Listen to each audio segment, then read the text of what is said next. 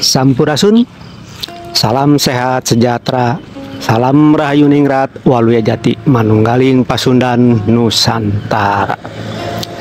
Masih bersama dengan saya Arya Duta di Sawala TV Channel. Tema-tema di video ini masih biasa, yaitu tentang kisah hidup dan kehidupan di alam nyata ini.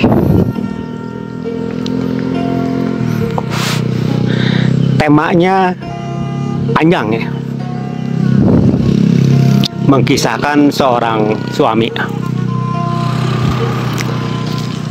saat di kantornya sangat dihormati, tapi saat di rumah beda lagi. Apa ya judulnya ya? Temanya panjang banget. Oke deh, nanti saya pikirin judulnya. Saya akan mengkisahkan diri saya sendiri di tahun-tahun yang lalu, di saat saya masih megang proyek kecil-kecilan, cuma membawahi 20 orang, 20 tukang ya, tukang bangunan. Begini kisahnya. Setiap saya di proyek,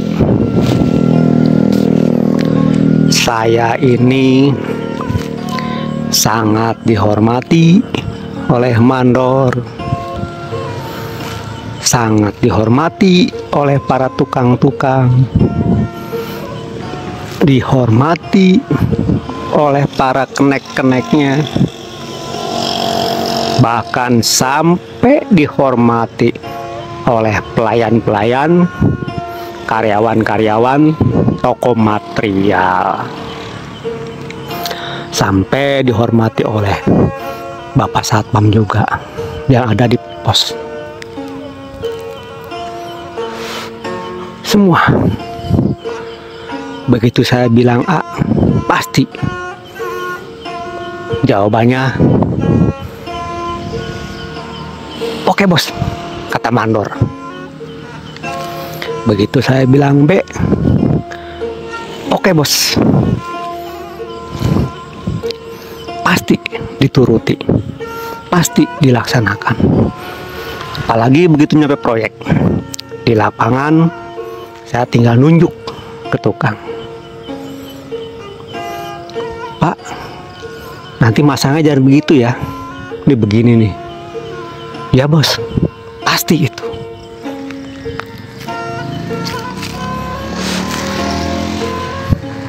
Selalu dan selalu diri saya pun semakin terlena dengan sanjungan-sanjungan dari para bawahan, sanjungan-sanjungan dari para pelayan-pelayan, karyawannya di toko material, sampai disanjung-sanjung oleh bapak-bapak satpam.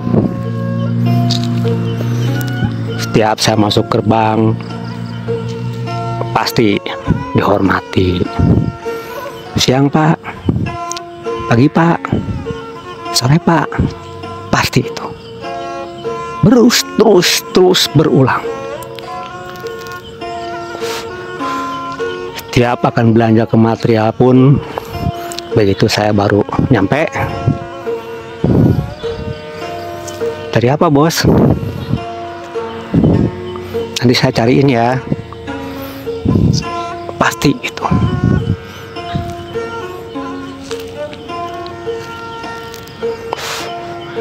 Inilah kelalaian saya, keteledoran saya, sampai saya terlena, sampai saya membangga-banggakan diri saya sendiri. Wih, saya kok dihormati oleh orang-orang. Saya kok begini. Saya kok begitu.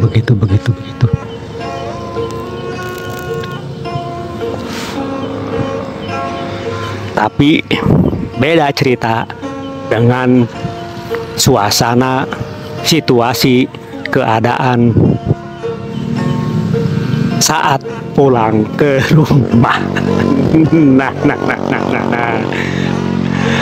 Ayo, apa? Ternyata situasi, kondisi, suasana, keadaan di lapangan, di tempat kerja sangat berbeda jauh dengan di rumah.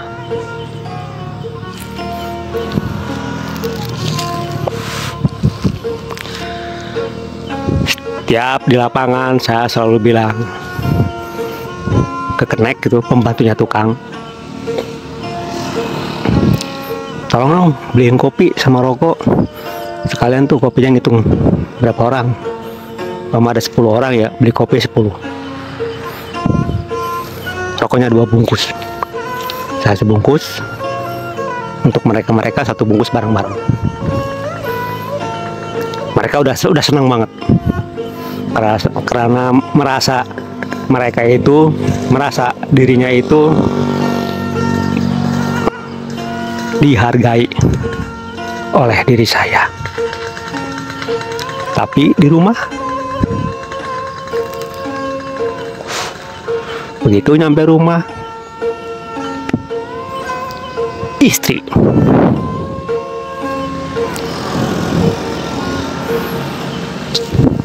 bisakah selamanya istri kita itu seperti para tukang disuruh-suruh? Pastilah nggak mau, ya nggak coy?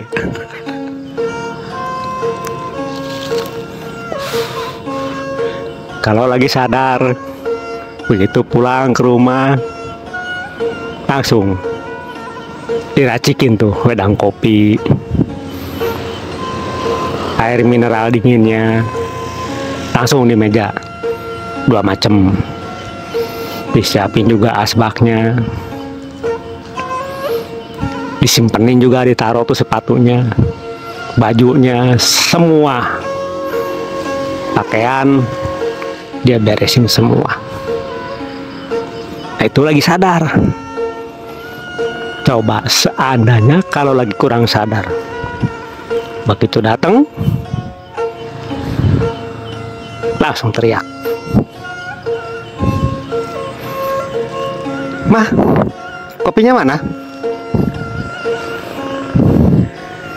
"Mati, lagi tanggung. Ini, bikin sendiri." Nah loh.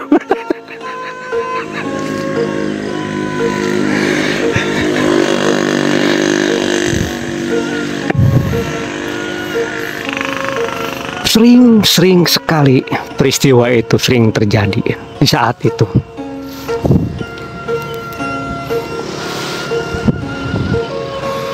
Belum lagi menghadapi mertua kalau lagi main ke rumah. Biasanya saya ini di lapangan nyuruh-nyuruh ke anak buah. Begitu ketemu mertua, saya kayak yang disuruh-suruh.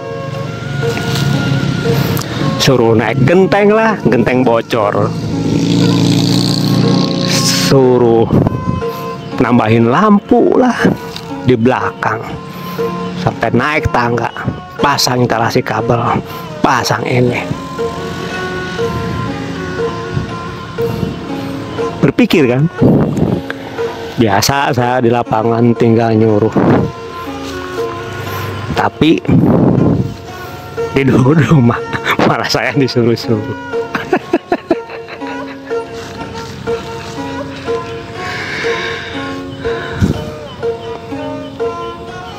Entah sekian lama, entah berapa waktu lamanya itu, saya juga lupa lah soal peristiwa tahun-tahun yang lalu lah. Peristiwa itu entah berapa tahun, entah berapa lama, baru saya tersadar.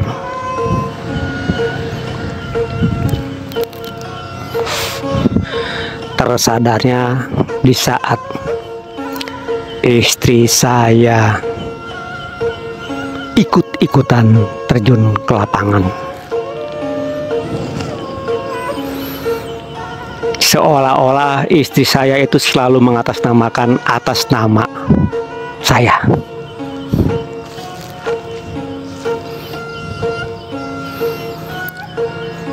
Karena sering main ke lapangan, jika istri saya tidak suka dengan kenek dengan pembantu tukang di lapangan di proyek, langsung ngomong ke mandor, "Dor, besok kok anak itu jangan disuruh kerja lagi lah." "Emang kenapa, Bu?" "Saya nggak seneng tingkah lakunya." "Ya, nanti alasannya apa, Bu? Nanti kalau bos nanyain gimana?" "Ya, bilang aja, cari alasan yang pas." Entah berapa pembantu tukang yang dipecat oleh istri saya karena ketidaksukaannya, entah berapa tukang yang dipecat oleh istri saya karena tidak sesuai dengan hatinya. Saya pun lupa itu. Lama-lama kok di lapangan orang baru banyak. Yang lama-lama yang udah saya kenal dari awal proyek kok pada nggak ada. Langsung mandor saya panggil, saya tanya, "Ini gimana, Dor? Orang-orang pada kemana?" "Aduh, gimana ya, Bos? Saya takut ngomongnya, Bos." "Takut kenapa?" "Saya takut dipecat." "Dah, gak mungkin lah saya mecat kamu. Orang kamu kepercayaan saya, masa saya pecat?" "Maksud saya gini, Bos, bukan dipecat sama Bapak." "Nah, terus?" "Sama Ibu, sama istrinya Bapak." "Gimana ceritanya seperti itu?" "Nah itu, Bos, jadi setiap Ibu gak suka sama si A, gak suka sama si B, langsung ngomong ke saya, nanti besok orang itu jangan kerja lagi, nanti si A jangan kerja lagi, si B jangan kerja lagi," gitu, Bos. Di situ pun saya langsung tepak jidat, keplak. Kok hasilnya seperti ini? Kok hasilnya seperti itu? Waduh, bisa berantakan ini proyek saya kalau urusannya kayak begini.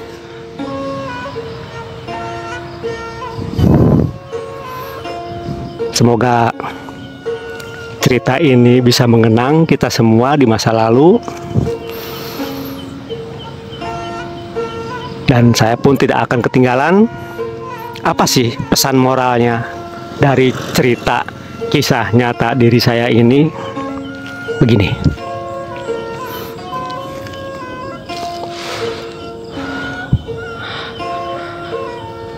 pesan moralnya simpel, sederhana.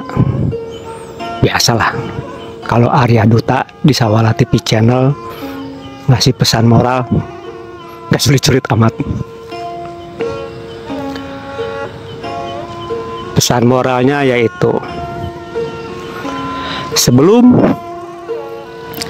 kita mendidik orang-orang yang berada di luar rumah, terutama di tempat kerja, maka diri kita ini harus mendidik orang-orang yang ada di rumah kita. Simpel kan? Apapun kejadiannya, sehebat apapun diri kita ini, setinggi apapun jabatan kita ini, setinggi apapun pangkat kita ini, jika di dalam keluarga, terutama anak dan istri, di luar kendali, pasti kita tinggal menunggu dalam penantian, yaitu suatu kehancuran. Saya jamin itu akan hancur. Sehebat apapun kita, sesoleh apapun kita, jika anak dan istri kita tidak seiring, pasti kesolehan kita pun akan hancur berantakan. Sekaya apapun kita, pasti akan bangkrut. Oke, sampai di sini dulu videonya. Saya tutup.